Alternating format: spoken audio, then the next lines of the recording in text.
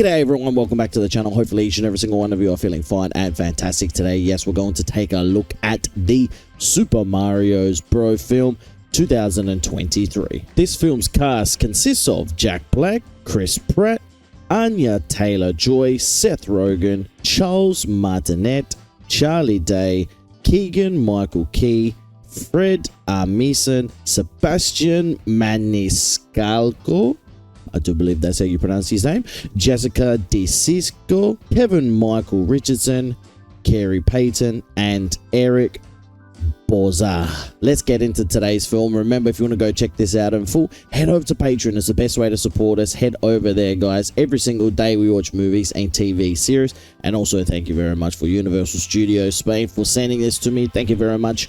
All right, let's do this, ladies and gentlemen. Let's do it. Let's rock and roll. Let's dance. Let's tango. Let's go.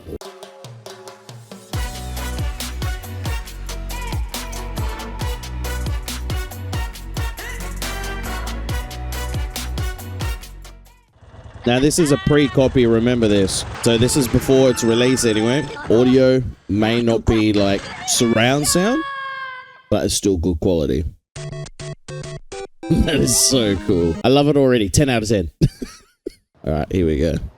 I've been looking forward to this for a long time, ladies and gentlemen. A long time. Here we go.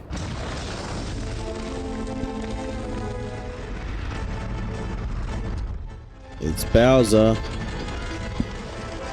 Oh my god, real? That's amazing. I hope they have all the original characters. Oh, chills, dude. Please tell me Bowser looks awesome. Open the gates. It's exactly what we saw in the trailer. He looks sick.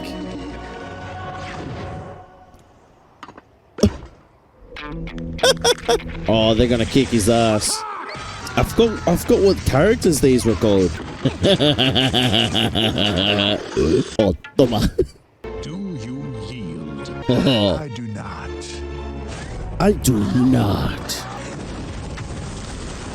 Oh, that's boss. They've made Bowser look even more powerful. Oh, yeah. Bowser's Kingdom now. Oh, that's so cool.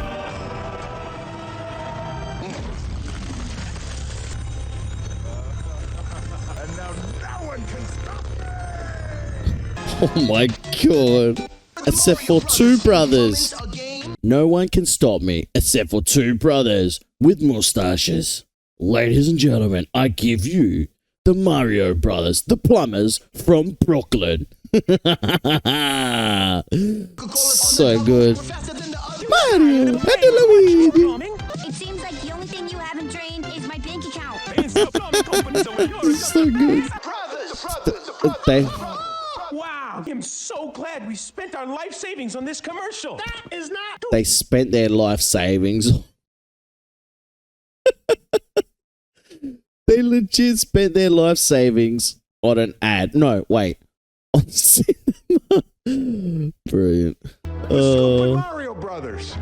Great. That's the other character. Yeah, that's the other character. The Tyler, the one that does the roofing. Yeah. Have you even gotten one call since you left me? My mom called and she said, Oh, boys, that's the best commercial ever. And I said, thank you very much, Mother. We're very proud of it.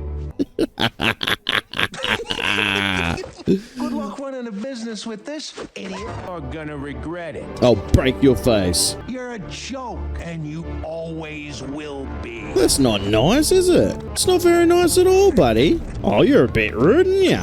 Huh? He's 3 times your size. Luigi, come on. It's not about size. It's about heart. It's about the fight. It's about the dog in you. If you've got the dog in you, that's all that counts, ladies and gentlemen. The dog in you. You'd be surprised. Mario's got that dog in him. A drip in your faucet, That's great. That's great you called us because we can be there and we can fix it right away. Okay. Oh no, we're gonna be late. No, we're not. Come on, let's go. On foot, baby. Let's go. To Brooklyn! Oh, we're gonna get a video game situation, are we? Yeah, here we go. Shout out to the old school 2D Marios. Luigi's the one that's unfit. Well, Luigi is the one carrying everything. The drip is right upstairs at the end of the hall. That's Francis. He likes. Uh-oh, not anymore. Oh, you've just crossed the dog now. baby. I love the look he was giving him. Wrench. And a first job complete. I mean, literally, we didn't see them fix anything, but I mean, hey, here's what it is. I had a plumber once come in and say, hey, you've got a leak. He left. He charged me and didn't fix it. There you go. At least they fixed it, ladies and gentlemen. Oh, Francis is here. the dog's coming. The dog's coming for you now. Look at him. He looks like me when it comes to freaking dinner time, mate. Bloody dog has just broken the faucet again. Oh, nice. Dude, that dog is on cocaine. Look at him. Oh, bloody dog. Uh-oh. Alright, the dog is going to swim straight up. Mario. Ostras. It's a nice doggy. Oh my god. They've got the plunger up the dog's Yahoo. Found the problem. Wow. Hey-o. Heyo. Mario Brothers from the TV. And I wouldn't quit your day job. Oops. Oh, this is awesome. I don't think I've ever seen Mario's family, Mario and Luigi's family. I don't think I've ever seen them. Ever. This is the first time. Don't think I've recalled ever seeing them in any like books, comic books, or video games. I don't know. I don't recall it. This is interesting. This is very interesting. This is a pivotal moment in history, actually.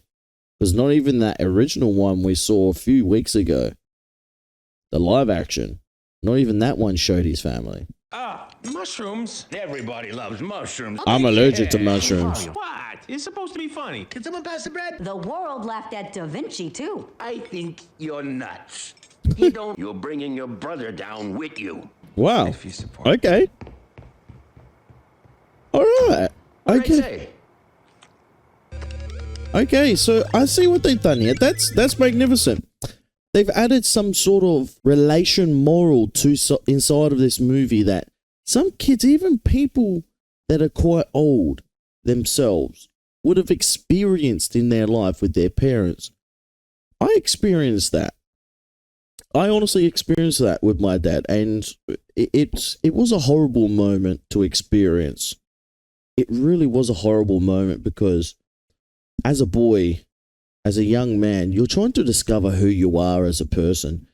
And I got to a stage there where I was very lost. I was very, very lost. And yeah, my dad wants the best for me. He wanted and he still wants the best for me. But at that moment, which I'm referring to, was a hard moment for me. And I was struggling because I was trying to stand on my own 2 feet. And my dad was pushing me, get a job, get a job, get a job, get a job. And I was trying to tell him, I'm looking for a job. I am looking for a job. I went out there and I put my application out to many, many places. But I put it to places that I wanted to work. I wanted to try and create my own path. I ended up working in a crappy job that I did not like, but I did it for the sake of shutting my dad up. Because there was moments where he did threaten me to kick me out of the house but mind you, I was like towards the end of high school, not even, and he was threatening to kick me out of the house if I didn't get a job. So that sort of pressure was building up inside, and it just made me miserable, and it made me absolutely depressed. And there was moments where I was going after my dream, which was to go into entertainment, to become someone who helped others. And I was trying to look for somewhere where people would give me a chance, where someone would give me a chance. I didn't have money to go to university. I couldn't afford it at all. I could not afford it, and my parents couldn't afford it at all. So that wasn't an option at that time. So I was looking for something. I was looking for my dream, and sometimes parents, they think they know what's best for you, but they really don't. And their job as a parent is to be there to support you no matter what you're trying to achieve, no matter what it is. And yeah, I would have had money coming through. I could have had money coming through. Yeah, I understand that. But my dad's old school mentality was working 9 to 5 every single day, or 6 to 6 every single day, working your ass off Monday to Friday. It doesn't matter if you're sick. It doesn't matter if you're hurt. That was the old school mentality. I still have that work ethic. I really do have that work ethic. But the thing is, it drove me into a point where I got completely lost as a person, and depression took over when I was younger. It took over so much. And I know I'm rambling on about this, but I'm honest with you guys, and I'm speaking because I'm hoping I can help at least 2-3 of you people at home that I'm speaking to that are going through the same thing. But I stuck at it.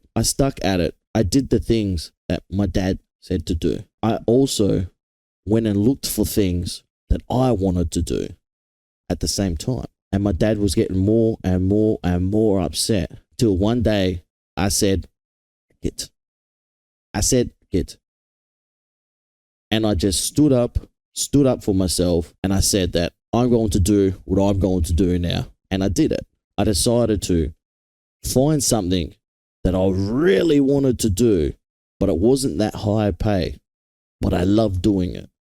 I did it. And then that's when I made mistakes and realizing, hey, wait, this is not what I want to do. Because what I wanted to do, I thought I wanted to do, I got into it.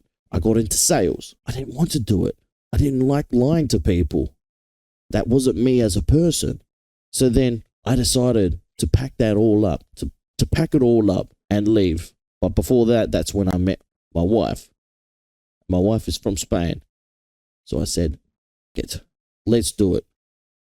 I packed it all up. I left to Spain with my wife, and all I had was my backpack, the clothes I was wearing, one suitcase, and a dream. And that dream was for me to find the person, the love of my life. And I got it. And everything else started coming with it. I came to Spain. I started working as an English professor. And that was something that I loved doing. It was something I was able to do to help people. I discovered what I wanted to do. And why did I discover that? How? Because I said, I got out of the box in Australia. I got out of that environment. I went outside of my box. I had enough of people pressuring me, people telling me I was useless. And I left to another country, started a new life, and I haven't looked back since. And that door opened. It gave me the entertainment door, which is you guys at home. I started doing this because I was teaching, and when COVID hit, everything stopped. Everything stopped. So what did I do? I started YouTube. I started doing some reactions. I started doing some reactions to Indian cooking. I started doing reactions to some wrestling content. And that's how I got into it. That's how I got into the entertainment side of things. I didn't feel sorry for myself when I came to another country. I became an English professor, and everything stopped. Everything stopped for a whole year here. And they said, your job is no longer required. And they stopped teaching English at that place for the whole year. So instead of moping and sulking around, I said, nah, that's not me. That's not me done. That door had already bust open for me. I just smashed it straight down. And now I'm living my dream. I'm living my dream. And this is what I'm telling you guys. Like, what's just happened here with Mario? I know I'm blabbering on, but I don't care. At least I'm helping you guys. What's happened here with Mario is something that we've all gone through. And if not, you will go through as a young Taka. But just remember, if you had the mindset that you want to achieve something in this world, it may not be instantly. It may not be today. It may not be tomorrow. It may not be next week. It may not be next month, next year. It may not be in 2, 3, 4 years' time. Maybe even 5, 6, 7, 10 years' time. It may be then. But just know that if you keep working towards it, you're going to have hard times along the way.